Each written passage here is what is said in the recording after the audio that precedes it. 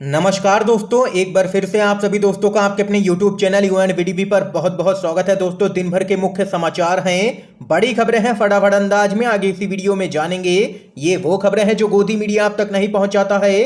तो वहीं दोस्तों, खबरों की तरफ बढ़ने से पहले आप लोगों से एक छोटा सा निवेदन है कि अगर आप लोग भी खुल करके देश भर में लगातार नफरत फैला रही गोदी मीडिया का बहिष्कार करते हैं, विरोध करते हैं, तो अभी इस वीडियो को लाइक कीजिएगा, चैनल को फ्री में सब्सक्राइब करके बेल के आइकन को जरूर दबाइएगा दोस्तों, और कमेंट बॉक्स में कमेंट कीजिएगा जय हिंद जय भारत। दरअसल दोस्तों, पहली बड़ी अपडेट आप लोगों को बताते चलें।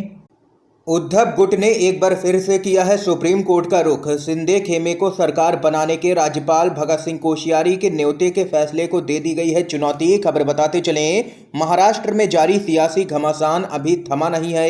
इसी कड़ी में उद्धव ठाकरे खेमे ने फिर सुप्रीम कोर्ट का रुख किया है। उद्धव गुट ने एकनाथ शिंदे गुट को सरकार बनाने के राज्यपाल भगत सिंह कोश्यारी के न्योते को चुनौती दे दी है।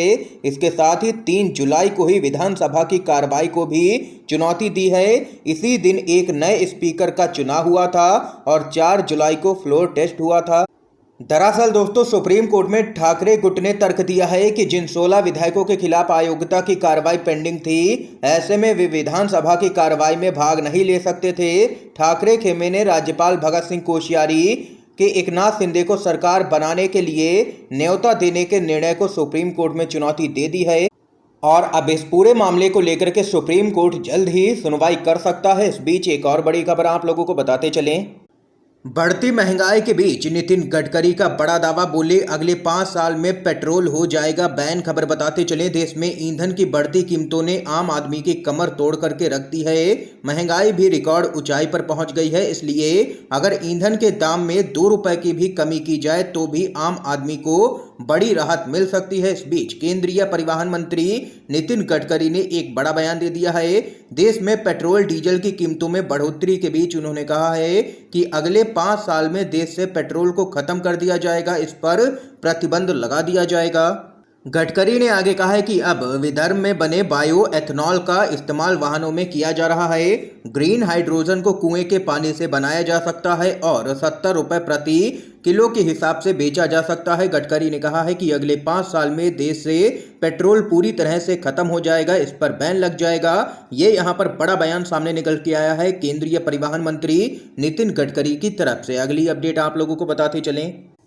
पद से हटाए गए हैं हरियाणा भाजपा के आईटी सेल के इंचार्ज। विवादित ट्वीट्स के कारण हुई है बड़ी कार्रवाई। खबर बताते चलें, हरियाणा भाजपा ने IT cell in charge Arun Yadav को तत्काल प्रभाव से उनके पद से हटा दिया है। पार्टी ने अरुण यादव के विवादित ट्वीट्स के कारण यह फैसला लिया है, क्योंकि अक्सर वह विवादित ट्वीट किया करते रहते थे, जिसके कारण पार्टी को फजीयत का सामना करना पड़ता था।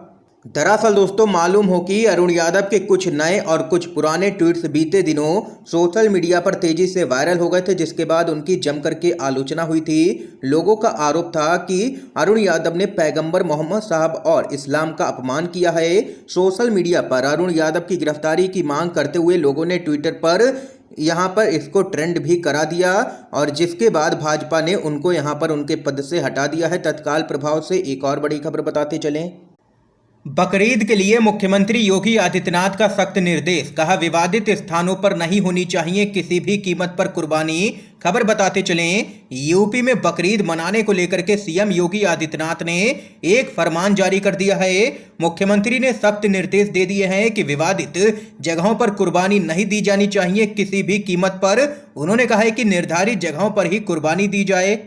इसके साथ ही प्रतिबंधित जानवरों की बलि देने की अनुमति नहीं है और दिशा निर्देशों के अनुसार मवेशियों की बलि की अनुमति केवल निर्धारित स्थानों पर ही दी गई है और यहां पर बकरीद को लेकर के गाइडलाइंस जारी कर दी गई हैं। कुर्बानी का वीडियो और खुले में नमाज ना पढ़ने की भी यहां पर नसीहत दे दी गई है। ये यहां पर अपडेट है। एक और बड़ी खबर बताते चलें। मोहम्मद जुबैर की गिरफ्तारी पर जर्मनी का तंज, कहा भारत तो खुद को सबसे बड़ा लोकतंत्र कहता है। खबर बताते चलें, फैक्ट चेकर पत्रकार मोहम्मद जुबैर की गिरफ्तारी का मामला देश विदेश में छाया हुआ है। पत्रकार ही नहीं, तमाम राजनेता भी इस पर अपनी अलग अलग प्रतिक्रियाएं दे रहे हैं। इसी सिलसिले में जर्मनी के विदेश मंत्रालय ने भी तंज करते हुए प्रेस की आजादी पर सवाल उठा दिए हैं। विदेश मंत्रालय ने कहा है कि भारत खुद को दुनिया का सबसे बड़ा लोकतंत्र कहता है और पत्रकारों को बोलने लिखने के लिए जेल में डालता है।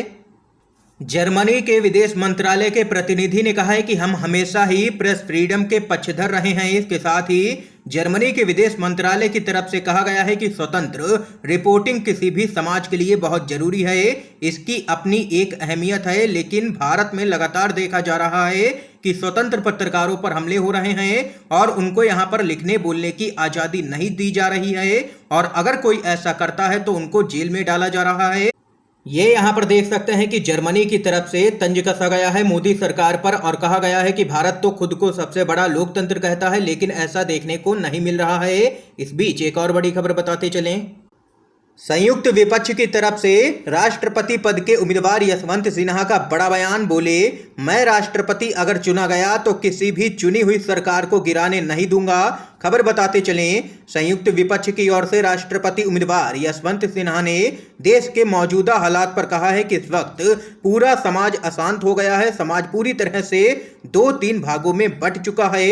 उन्होंने कहा है कि इस वक्त देश यहां पर अशांत असाधारण स्थिति से गुजर रहा है। उन्होंने आरोप लगाया है कि प्रधानमंत्री जरूरी घटनाओं पर चुप हो जाते हैं। इस मौके पर उन्होंने कहा है कि इस समय देश में संविधान की अवहेलना की जा रही है। देश का संविधान इस वक्त खतरे में है। राष्ट्रपति उम्मीदवार यशवंत सिन्हा ने कहा है कि आज कहीं भी आम आदमी को इंसाफ नहीं मिल रहा है। उन्होंने कहा है कि धारा 370 का मामला 2019 में सुप्रीम कोर्ट में आया, लेकिन आज तक इस मामले पर सुनवाई शुरू नहीं हुई है। CAA और वहीं NRC की सुनवाई आज तक शुरू नहीं हुई। इसके उलट कई मामले कोर्ट तुरंत सुनता है। ऐसा इसलिए क्योंकि आज सत्ता में बैठे लोग नहीं चाहते कि किसी को भी इंसाफ मिले, इसलिए राष्ट्रपति का चुनाव बेहद ही अहम हो गया है। उन्होंने कहा है कि अगर मुझे राष्ट्रपति चुन लिया गया तो मैं सिर्फ संविधान के प्रति ही जवाबदेही रहूंगा। इसके साथ ही उन्होंने कहा है कि अगर सरकार संविधान विरोधी काम करेगी या चुनी हुई सरकारों को गिराएगी तो भारत सरकार को ऐसा करने से रोकूंगा। ये यहाँ पर कहना है संयुक्त विपक्ष के उम्मीदवार यशवंत सिन्हा का। एक और बड़ी अपडेट बताते चलें। मोदी सरकार की नीयत और नीति को समझ चुका है देश का अन्नदाता। MSP पर बीजेपी ने किसानों के साथ किया है बड़ा धोखा। कांग्रेस पार्टी का बड़ा हमला।